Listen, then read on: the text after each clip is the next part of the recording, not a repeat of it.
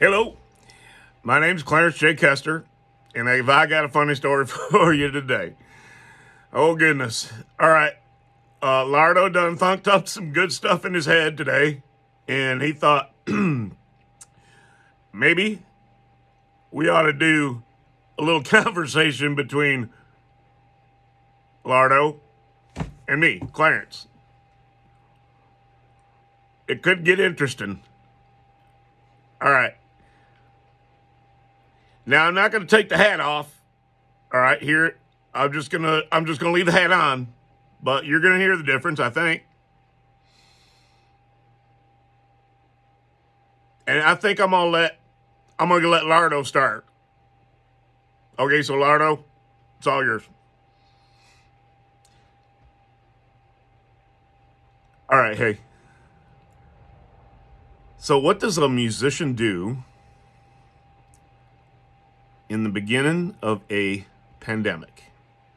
A worldwide pandemic. What does a musician do? All right. I already know because, all right, let's just go from the start of the pandemic. Why I already know what a musician is supposed to do. Because when the pandemic started, and I went into quarantine on March 16th, the day Dad died. I might talk a little bit like Clarence in this, but this is DCL talking here. Lardo. They're the two same. They're the guys, Clarence is a little mixed up of all of them. So there's three of them. We're talking about multi-personalities here. Oh, good Lord. It's all in the name of art. Okay, so let me move on. I'm a musician, and I'm in the middle of a pandemic now, and I'm in quarantine. Probably going to be for just a little bit until we can get it under control. Maybe by springtime, or I might be able to go sing on the boat here pretty soon anyway. So why don't you just you know what? I'm just going to go ahead and start playing some music, just like I saw some really cool musicians do at the beginning of, COVID. Like Alan Jackson, I think, and I saw Garth Brooks, him and his wife. I never can remember. I think it's Trisha Yearwood, but I think it may be another girl too. I know he was married to somebody first, and then he got married to her, and I know they sing good together. But they were singing from their living rooms, and I thought, that's a pretty good idea. About that time, my friend Brugger was doing the same thing. And it's crazy how him and I met, but we're not going to talk about that right now, but love you, Brugger. Anyway, so I'm starting to play music every day. Every night. And I thought up this thing. I'm gonna go 99, or I'm gonna go. I knew I was gonna go every night. All right, and then when I started thinking, wow, it's been 3 months, I thought, all right, I'm gonna go to the 99th show, and I'm gonna take a little break. That was a Sunday that I took a break, and I started up again on Monday, and then a whole group of musicians started joining me. It was pretty cool. All right. We call it the Time Travelers Music Group. And come about summertime, about maybe right around my 99th show, I started thinking, uh-oh, I ain't going back to work on the riverboat or anywhere as a professional musician, as I am. I'm a retired auto worker. Good, right? Thank God I got those 32 years in quick, and I'm still young enough to enjoy another career as a musician. Here's the thing. All right, I'm going to let Clarence take over now. Okay, I was waiting for my turn. Thank you, Lardo. Here we go. All right, Lardo. You can get unemployment, stupid. Why don't you get some? Dial them up on the computer like you do. You know how Lardo's an expert on the computer, so I had Lardo dial them up, punch it all the numbers, and get the minimum, because you're just, you're not trying to make $1 million here. You're just trying to supplement yourself because you're not able to go out and play and get paid to play. You're a professional musician. You pay taxes on the money every year. Remember that part? That's part that's important, that you pay taxes on that money every year that you make the last 14 years. You getting it? All right. So anyways, as a tax-paying musician, I figure you're entitled to get a little bit. So you punch up in the numbers for, your state. You punch those numbers in and you tell them, hey, I can't play music and I need a little cash, because I kind of rely on that a little bit because I'm retired and I don't make much money. I didn't save any money from, before, but I got a good check coming in. So I'm all right, but still, I got to put some money into my music business because I've been playing every night. And I'm going to have to get strings and, equipment. It'll come in handy, though, when I get back to work, but it doesn't look like I'm going back this year. So anyway, put in for that unemployment, and, they agreed, yep. You're one of them out of work musicians, so we're going to give you that. And what do you want to do? You want to take the minimum? You don't need to show us any paperwork or nothing. You just take the minimum, and you'll be good. And I said, well, that's a good idea. I really don't need a whole lot anyway. And they thought, well, okay, we agree. We're going to send you, $160 a week.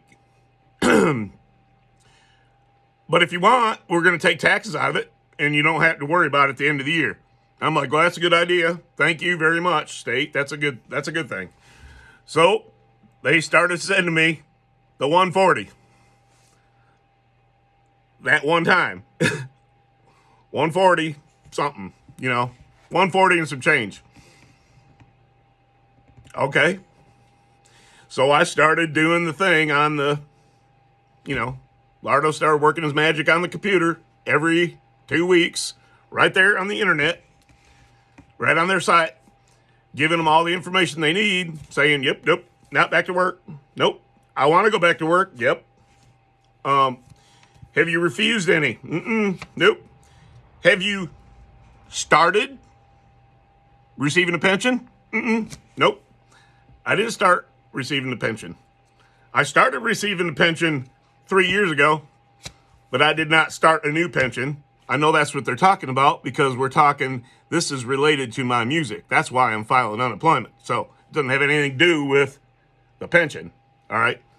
It just has to do with the music that I'm paying my little bit of taxes on anyway. So I don't want much. Okay. Thank you very much for that $140.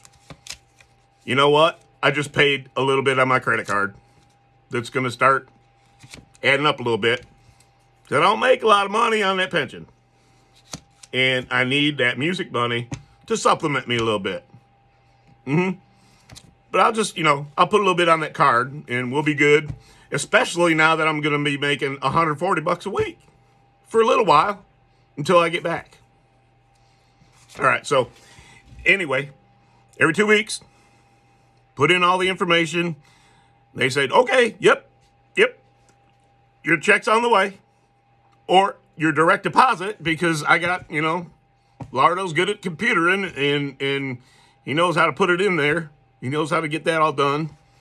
So then Lardo commenced to not receiving anything for the next until December when his benefits ran out. like they told them they were going to do. They're, listen, in here in December, you're going to run out of benefits, and we're not going to send you any. We're going to not send you any more money because they just sent it that one time, the 140. Anyway, so in December, when the benefits that I wasn't getting ran out, and now this is getting funny, isn't it? I mean, it's madness, but all right. So then, here we go. All right, benefits are done in December. And they said, hey, listen, your benefits are done. And then they started sending letters and writing, saying, hey, your benefits are done. So, all right, you're going to have to start. Yeah, I ain't going to run through that all anymore. I'm done with you guys. You sent me my 140. I'm settled with that. Then you sent me the tax thing that, said that I made that 140. But it was actually 160, but they took taxes out. So taxes are paid anyway. Ain't gonna affect me nothing. And I'm done with you all because you don't have your stuff together on your computer, right? So, all right, here's where it gets fun. A couple weeks ago, Lardo gets a letter in the mail. Well, a month ago. Hey, listen here, remember that money we sent you back, that 140? Well, that was fraudulent. That's fraudulent. And now you owe us $400. All right, you can't make that up. So, all right, time Lardo now. You better go writing a letter to them people because you're not going to get through with them on the phone. You already know that. Or you're not going to get through them on the computer. You already know that. You tried. You're on a waiting list. You try to get on the waiting list, but there's no room on the waiting list. Kind of madness going on there. And you're a member of all these computer things, these computer things that you can go to on the MitBook, on the Facebook. You can go on there and they have all these people that are in like support groups saying, hey, listen, this is how you get a hold of the unemployment. You got to stand on one leg. All right. Call them up. And on the third ring, it's very important. Third ring, you hit 6-9 times. All right. And then you're going to get into the right place. You're going to be able to speak to somebody. Well, I tried that. It didn't work either. Are you understanding the madness of the whole thing? Well, I was good with dropping it because that $140, oh, well, it came in handy. But now it's fraudulent and I owe you $400. Ain't happening. So, but I here's a letter. I'm going to write a letter to you. And I did write a letter to you. So I'm still actually waiting to hear back from you. But I wrote a very thoughtful letter and I told you what I was doing all last year. Remember when we had the pandemic? I was a musician, out of work. What I was doing, playing for free every day for the people that, are out there working in the pandemic. And then for the people that are staying home, they get a little bit of live entertainment during their week. Make it a little bit easier to stay home.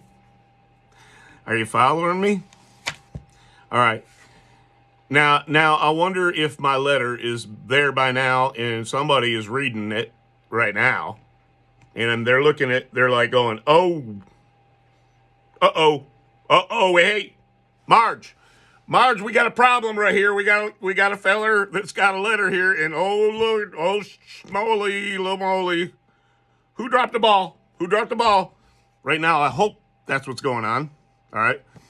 But that little letter I wrote, to that nice lady that runs our state, Governor Gretchen Whitmer. Sent a letter to her too, explaining the whole situation. And I think maybe somebody at her office has read that letter by now. Probably not our good Governor Gretchen, but one of her helpers is reading that letter probably about right now. It's been in the mail. I sent the two letters together. All right, so pretty soon somebody at Governor Gretchen's office is going to go, oh, hey, Gretchen, come here. Look at this. Uh-oh. Unemployment people, I think, are screwing up. Oh, boy. And uh-oh. I think we messed up. Might bring a little attention to, maybe, to the Time Travelers music group for doing such a good job. All these people that were put together in the Time Travelers music group to make things a little bit easier for people to stay home and stay safe. And that Time Travelers music group, full of geniuses. Oh, that's what they are. 14 of them. Geniuses. From top to bottom, geniuses. Great musicians, artists, from all over the place. From all over the place. Thank you. Thank you. Thank you to my group. Thank you. I love you. And hey, we're going to see what happens with when the governor gets her letter and when the state of Michigan get their, or, the state unemployment people, they get their letter and they all get it together. It's going to be fun, I think. It should be. If it's not going to be fun, there's something wrong, awful wrong. I guess worst case scenario, I got to pay that $400 for fraudulently getting $140 last year. But, oh well, I got $400. I'll pay it.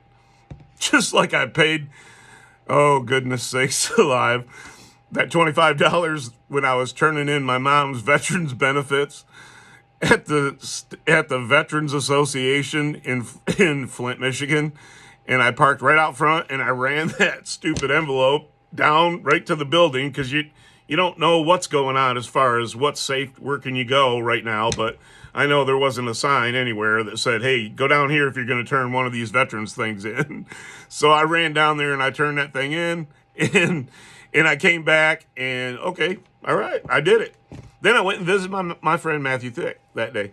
Anywho, a couple weeks later, I get something from the somebody in the city of Flint that said, hey, listen here, feller, you parked right here past the grace period limit, which was 5 minutes, but you were 8 minutes going to turn that thing in for your mother's VA benefits from the United States of America, right over there in that little building. I mean, well, you had to go down a little slow hill and to be honest with you, Lardo was running fast, and he's got a little bit of size to him, so he's breathing heavy.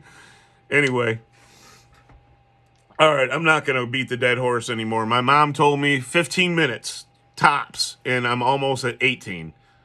So I got to let you go. I love you.